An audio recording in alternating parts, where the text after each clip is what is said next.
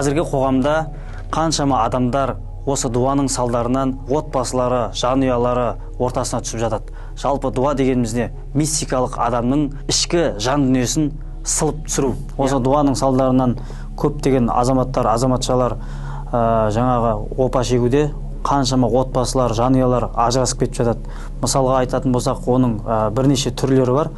Ең бірінші дуаны қалай әсері?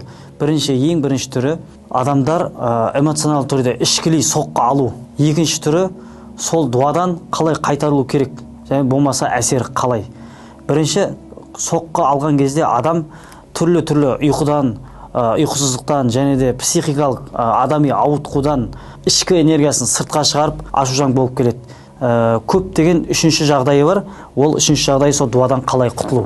Шариғи тілмен айтатын болсақ, яғни таза жүру, Құраннан алыстап кетпеу, және де барлық жерде өзіне өзі қоғамға бейім байланыста жүру. Дуалардың кесірінен сақ болудың тағы да бір жолдары: болмайтын балгер, болмаса бақсы, құмалақ ашатын құмалақшылардан кез келгеннен еріп кетпей, сеніміне кіріп кетпей, сақ болуларыңызды сұраймыз.